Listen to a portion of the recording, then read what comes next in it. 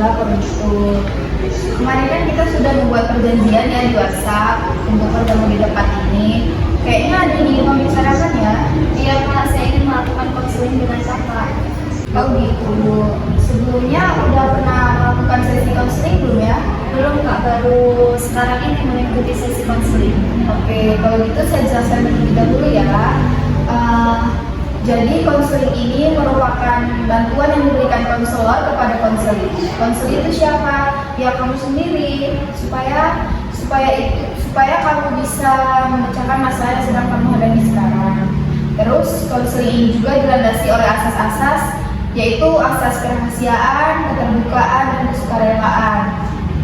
Jadi asas kerahasiaan itu menjamin semua data-data atau informasi yang kamu berikan kepada saya akan terjaga kerahasiaannya.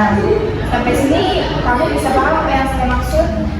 Begitu ya Kak, sekarang saya paham dan mengerti tentang konseling itu sendiri. Oke, jadi pertemuan kali ini kita batasi dengan waktu ya.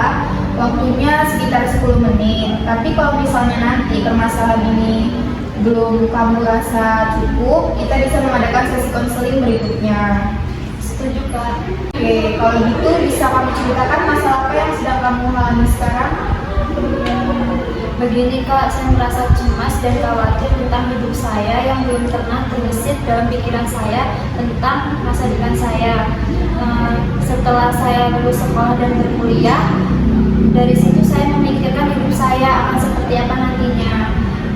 Bahkan setiap malam saya selalu terpikir tentang hidup saya dan selalu overthinking, melihat orang lain yang sudah punya penghasilan sendiri. Namun saya tidak pernah sedikit pun menghasilkan uang. Bahkan kuliah saja saya masih dibiayai oleh orang tua saya. Saya juga sering membandingkan diri saya dengan orang lain yang seusia saya, yang sudah mencapai kesuksesan dan mampu mencapai barang-barang yang diinginkannya. Bahkan bukan hanya itu saja Kak, saya selalu bertanya-tanya mengapa orang lain bisa sedangkan saya tidak bisa. Umur saya seperti ini dalam finansial dan menjalin hubungan, bahkan relaksasi ataupun sosial. Tapi mengapa tidak dengan saya? Hal ini membuat saya marah, sedih setiap waktu. Kadang saya merasa hilang arah, tidak tahu apa tujuan hidup saya. Saya juga tidak tahu kelak akan dibawa kemana dan saya menjadi apa Kak. Oke, saya memahami perasaan yang kamu alami sekarang. Nampaknya kamu sangat terganggu ya dengan perasaan cemas tersebut. Iya Kak, saya lelah merasakan ini terus.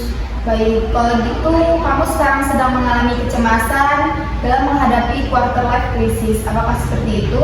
Ya begitulah Pak. Jadi kamu sudah memahami dan merasakannya ya bahwa masalah yang kamu alami sekarang ini adalah masalah kecemasan. Iya Kak, saya sangat menyadarinya dan saya ingin menghilangkan perasaan itu. Oke, bagus. Ini sebuah kemajuan yang saya inginkan.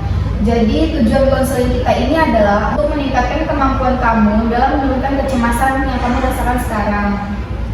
Iya Kak, lalu saya harus bagaimana ya Kak?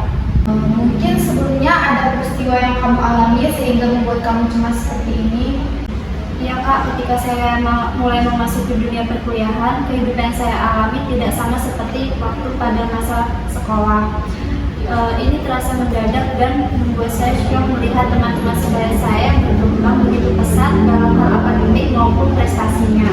Dan juga saya melihat penampilan teman-teman kampus saya yang berpakaian bagus dan mereka memiliki penghasilan sendiri. Sementara saya sendiri minder dan insecure dengan hal itu. Oke, saya mengerti apa yang kamu rasakan dari kejadian yang kamu alami. Hal itulah yang membuat kamu cemas dan bertanya-tanya, apakah saya bisa menjadi seseorang yang berprestasi? Apakah saya bisa membahagiakan orang-orang di sekitar saya? Iya Kak, betul sekali. Baiklah, saya mengerti sekarang dari kecemasan yang kamu rasakan kali ini, bagaimana cara yang pernah kamu lakukan untuk mengurangi kecemasan tersebut. Saya selalu berusaha berpikir positif dan meyakinkan diri saya bahwa saya tidak akan selalu seperti ini Kak. Bagus sekali, saya sangat senang kamu bisa berpikir demikian. Kamu hanya perlu berfokus pada peluang yang ada di depan kamu, memanfaatkan apa yang sudah kamu dapatkan sekarang, seperti mendapatkan duduk di bangku kuliah, mendapatkan pendidikan, dan kamu juga harus lebih fokus ke satu hal yang dapat kamu ubah. Jangan sering membandingkan diri kamu dengan orang lain. Baik Kak, saya mengerti dan saya akan fokus pada tujuan saya dan akan berikhtiar menjadi lebih baik dari diri saya sebelumnya. Iya benar, untuk mencapai tujuan itu ada hal-hal yang harus diusahakan. Buktinya yang dulunya kamu duduk di bangku SMA, sekarang kamu duduk di bangku kuliah. Kira-kira kenapa? Ya itu karena kamu bisa melaluinya dan juga pasti bisa melalui kecemasan ini. Baik Kak, saya senang sekali akhirnya kecemasan yang saya rasakan saat ini perlahan menghilang dan saya merasa lebih baik karena sudah menceritakan apa yang saya rasakan.